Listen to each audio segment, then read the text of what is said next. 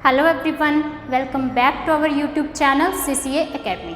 तो previous lecture में हम डिस्कस कर रहे थे अबाउट ह्यूमन डाइजेस्टिव सिस्टम, जिसमें हमने माउथ का पोर्शन स्टडी कर लिया था, जिसमें हमने देखा था कि जो माउथ में जो फूड है वो बोलस की फॉर्म में कन्वर्ट हुआ था। बोलस की फॉर्म में कैसे कन्वर्ट हुआ था? क्योंकि फूड में सलाइवा मिक्स हो गया था, फिर बोलस फॉर्म हुआ था। अब ये जो बोलस है ये जाएगा फेरिंक्स रीजन में, तो इसके आगे की प्रोसेस हम आज डिस्कस करेंगे। तो फेरिंक्स रीजन में जाएगा बोलस। तो फेरिंक्स क्या होता है? फेरिंक्स होता है common passage for food and air. Food और एयर के लिए एक कॉमन रास्ता है जहाँ से फूड हमारे फूड पाइप में फिर जाएगा फेरिंक्स से होके। तो अब जो हमें वैसे भी हम जानते हैं कि जो हमारी फूड पाइप है वो बैक साइड में प्रेजेंट होती है और फ्रंट में होती है हमारी विंड पाइप। तो कहीं अगर गलती से फूड हमारी विंड पाइप में चला गया तो ऐसा भी तो हो सकता है ना, तब तो फिर गड़बड़ी हो जाएगी। तो इसके लिए कुछ तो यहाँ पे प्रेजेंट होता होगा जिसकी वजह से जो फूड है वो हमारी फूड पाइप में ही जा रहा है, ना कि हमारी विंड पाइप में जा रहा है। तो यहाँ पे एक पिगमेंट प्रेजेंट होता है जिसको बोला जाता है epiglottis pigment. Epiglottis pigment, epiglottis नाम का एक पिगमेंट प्रेजेंट होता है हमारे फेरिंक्स रीजन में। तो ये जो पिगमेंट है ये अलाउ करता है फूड को, this pigment allow food to go in food pipe। यह अलाउ करता है फूड को to go in food pipe and not to go in wind pipe, not to go in wind pipe। ये बोलता है फूड को कि तूने फूड पाइप में ही जाना है, विंड पाइप में नहीं जाना है। तो ये पिगमेंट बहुत रिस्पॉन्सिबल है, बहुत हेल्पफुल है, जो हमारे फूड को हमारी फूड पाइप में लेके जाएगा। बोलस को फूड पाइप में लेके जाएगा, ना कि उसको विंड पाइप में लेके जाएगा। ठीक है, तो फूड चला गया हमारे फेरिंक्स से होके फूड पाइप में। तो अब हम इसके बाद डिस्कस करेंगे about oesophagus. Oesophagus means food pipe. Another name of oesophagus is food pipe. पूछा जा सकता है एग्जाम में दैट फूड पाइप को और क्या बोला जाता है?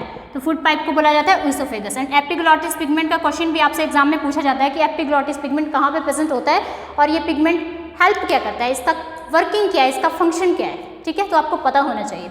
उसके बाद फूड चला गया हमारी फूड पाइप में। तो जो फूड पाइप है, फूड पाइप जो होती है फ्लेक्सिबल होती है, फ्लेक्सिबिलिटी होती है हमारी फूड पाइप में, फ्लेक्सिबिलिटी। ठीक है, फ्लेक्सिबिलिटी होती है इसमें।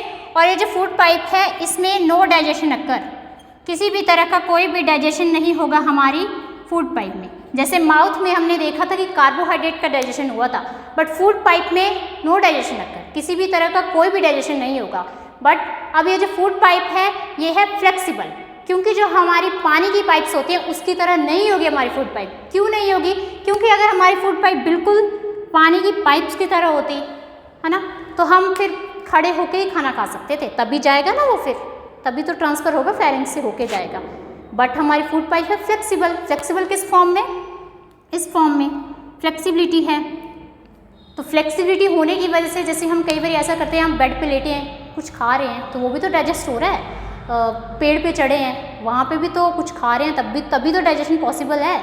अगर ये बिल्कुल ही स्ट्रेट होती तब तो फिर पॉसिबल नहीं होता। अगर ये फ्लेक्सिबल नहीं होती तब तो फिर जितनी पाइप होगी फूड पाइप उतना ही हम बाइट ले सकते थे। हम अपने हिसाब से लेते हैं, कभी हम थोड़ी बाइट लेते हैं, कभी हम ज़्यादा लेते हैं, तो कभी ज़्यादा फूड जा रहा है अंदर, कभी थोड़ा जा रहा है। तो रीज़न यही है कि जो हमारी फूड पाइप है दैट इज़ फ्लेक्सिबल, इसमें बहुत ज़्यादा फ्लेक्सिबिलिटी पाई जाती है तभी। अब ये जो फ्लेक्सिबिलिटी है इसको भी कुछ बोला जाता होगा, तो इसको बोलते हैं पेरिस्टैल्टिक मूवमेंट। जो फूड पाइप है इसमें पाई जाती है पेरिस्टैल्टिक मूवमेंट। हमारी फूड पाइप में किस तरह की मूवमेंट पाई जाती है? हमारी फूड पाइप में पाई जाती है पेरिस्टैल्टिक नाम की मूवमेंट। पेरिस्टैल्टिक मूवमेंट क्या है? Peristaltic means contraction and expansion of walls of the food pipe. हमारी जो फूड पाइप की वॉल है वो कॉन्ट्रैक्ट हो रही है, एक्सपैंड हो रही है। कॉन्ट्रैक्ट कैसे और एक्सपैंड कैसे? मान लीजिए ये कोई बोलस है, बोलस जा रहा है यहाँ से, मान लीजिए यहाँ से चला बोलस, फूड यहाँ पे पहुँचा, फिर इधर से जाएगा, फिर यहाँ पहुँच जाएगा। तो यहाँ पे क्या हो रहा है? यहाँ पे एक्सपैंड हो रही है, स्वेल हो रही है एक तरह की फूड पाइप। और यहाँ पे क्या हो रही है? यहाँ पे कॉन्ट्रैक्ट हो रही है, इकट्ठी हो रही है, सिकुड़ रही है। जहाँ जहाँ से फूड निकल रहा है वहाँ से फिर वो अपनी ओरिजिनल शेप ले रही है, जहाँ पे फूड पहुँच रहा है वहाँ से वो स्वेल कर जा रही है फूड पाइप। उसकी वजह से जो फूड है फिर अपने हिसाब से ट्रांसफ़र हो जाएगा हमारे स्टमक रीजन में। तभी बोला कि जो हमारी फूड पाइप है इसमें फ्लेक्सिबिलिटी पाई जाती है, और इसको बोला हमने peristaltic movement. Most important question exam में पूछा जाता है कि पेरिस्टैल्टिक मूवमेंट होती क्या है। अब इसके बाद जो फूड है, फूड जाएगा हमारे स्टमक रीजन में, स्टमक में जाएगा इसके बाद फूड। पहले फूड गया माउथ से होके फेरिंक्स रीजन में, फिर फेरिंक्स से गया ईसोफेगस मीन्स फूड पाइप में, अब फूड जाएगा हमारे स्टमक में, स्टमक में चला गया फूड। बोलस, बोलस बोलेंगे हम उसको, क्योंकि बोलस ही बोला था ना जो माउथ में फॉर्म हुआ था। तो दिस इज, ये है स्टमक, ड्रॉ कर रही हूँ यहाँ पे, क्योंकि स्टमक के भी पार्ट्स होते हैं। तो पहले जान लीजिए कि जो स्टमक होता है, stomach is J shaped structure, J shaped की फॉर्म में होता है स्टमक। मोस्ट इंपॉर्टेंट क्वेश्चन पूछा जाता है एग्जाम में कि स्टमक की स्ट्रक्चर कैसी होती है, तो this is J shaped structure. और स्टमक के जो पार्ट्स होते हैं, हाउ मेनी पार्ट्स, तो एक हो गया यहाँ पे होता है स्टमक में कार्डियक रीजन, कार्डियक रीजन, यहाँ पे होता है fundus, and this is body, and last one is pyloric, pyloric region. These 4 are parts of the stomach. तो फर्स्टली हम डिस्कस करेंगे about cardiac region. Cardiac region, तो कार्डियक रीजन ऐसा region है जो अलाउ करता है फूड को कि आ जा, फूड पाइप से बोलेगा फूड को कि एंटर हो जा, मतलब work as a gate keeper, एक गेट कीपर की तरह काम करेगा। गेट कीपर क्या करता है, सभी को एंट्री बोलता है ना कि आप अंदर आ जाओ। तो वैसे ही जो हमारा ये कार्डियक रीजन है यहाँ पे प्रेजेंट होता है, ये अलाउ करेगा फूड को कि तू आ जा स्टमक में, ठीक है। तो इसका मेन जो वो रोल है यही है कि ये फूड को अलाउ कर रहा है, एक एंट्री दे रहा है, as a gate keeper work कर रहा है, ठीक है। उसके बाद जो फूड है, फूड जाएगा नेक्स्ट पार्ट फंडस में। ये जो फंडस है इसका बहुत बड़ा रोल है फूड की प्रोसेसिंग में स्टमक। जो फंडस है, फंडस में कुछ स्पेशल टाइप्स के सेल्स प्रेजेंट होते हैं, उनको बोल जाता है ऑक्जेंटिक सेल्स, ऑक्जेंटिक सेल्स और पेराइटल सेल्स, पेराइटल सेल्स। तो ये जो ऑक्जेंटिक और पेराइटल सेल्स हैं ये सिक्रीट करते हैं HCl। मोस्ट इंपॉर्टेंट क्वेश्चन कि which types of cells present in our stomach region, stomach के फंडस पार्ट में कौन से सेल्स प्रेजेंट होते हैं, तो वहाँ पे होते हैं ऑक्जेंटिक और पेराइटल सेल्स। और ये जो ऑक्जेंटिक और पेराइटल सेल है ये क्या सिक्रीट करते हैं, कैसे सिक्रीशन देते हैं, ये सिक्रीट करते हैं HCl। और ये जो HCl है, वैसे देखा जाए HCl is very harmful acid, बहुत हार्मफुल होता है। अगर आप अपनी एक उंगली भी डालोगे तो उसको भी जला देगा, बट हमारे लिए तो फ्रूटफुल काम कर रहा है, क्योंकि हमारी स्टमक में प्रेजेंट है HCl। ये क्या कर रहा है, हम किसी भी तरह का कोई भी बैक्टीरिया खा रहे हैं, कुछ भी खा रहे हैं, तो उसको डिस्ट्रॉय कर देगा। HCl का बहुत बड़ा काम है, क्योंकि HCl जब भी हम खाना खा रहे होते हैं तो HCl बॉयल अप हो रहा होता है, जल रहा होता है। जैसे भी बोला जाता है कि जब खाना खाते हैं उस टाइम पानी मत पियो, क्यों बोला जाता है, क्योंकि उस टाइम HCl जो होता है वो जल रहा होता है, बॉयल अप हो रहा है। जैसे मान लीजिए आप आग जला रहे हैं, आग पे पानी डाल दोगे तो नेचुरल सी बात है आग बुझ जाएगी। वैसे ही उस टाइम HCl बॉयल अप हो रहा है, उस पर आप पानी डाल रहे हो, पानी पी रहे हो, तो उसकी वजह से क्या होगा, HCl मतलब अपने वर्किंग कम कर देगा, वर्किंग स्टॉप हो जाएगी उसकी वजह से। तो उसकी वजह से जो हमारा फूड है वो सड़ जाएगा एक तरह से पेट में, तभी तो डाइजेशन नहीं हो पाता है प्रॉपर। इसलिए बोला जाता है कि जब भी आप खाना खाते हो तो उस टाइम पानी मत पियो, उसके आफ्टर 1 आवर पानी पियो, ठीक है। तो बट हमारी बॉडी के लिए इसका बहुत ही फ्रूटफुल काम है, वैसे देखा जाए तो बहुत हार्मफुल है। तो यहाँ पे बात थी कि जो HCl है, HCl सिक्रीट कौन से सेल्स करते हैं, ऑक्जेंटिक सेल या parietal cell. Most important question पूछा जाता है एग्जाम में, ठीक है। अब फंडस के पास कुछ special types of cells present होते हैं, चीप सेल्स। ये जो चीप सेल्स होते हैं ये प्रोड्यूस करते हैं कुछ एंजाइम, पेप्सिन, एक एंजाइम आ गया पेप्सिन, एक आ जाएगा रेनिन, एक एंजाइम आ गया पेप्सिन सिक्रीट किया, एक रेनिन और एक आ जाएगा लिपेज। ये 3 एंजाइम प्रोड्यूस होते हैं हमारे फंडस रीजन में। जो स्टमक का पार्ट है वहाँ पे 3 तरह के एंजाइम्स सिक्रीट होंगे, पेप्सिन, रेनिन और लिपेज।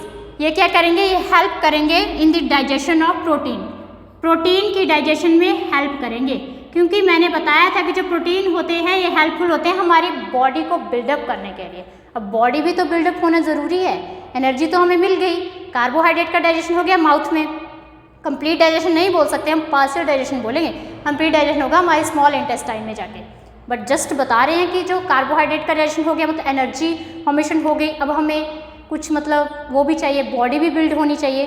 तो जो प्रोटीन का डाइजेशन होता है हमारे स्टमक रीजन में, यहाँ पे होता है फंडस पार्ट में हो गया प्रोटीन का डाइजेशन, और ये 3 एंजाइम प्रेजेंट होते हैं, पेप्सिन, रेनिन और lipase. Most important question and exam में पूछा जाता है कि which type of digestion occur in stomach, तो स्टमक में होता है प्रोटीन का डाइजेशन। Most important question. अब इसके बाद जो फूड है यहाँ पे स्टमक रीजन में, अब आया इसका थर्ड पार्ट बॉडी।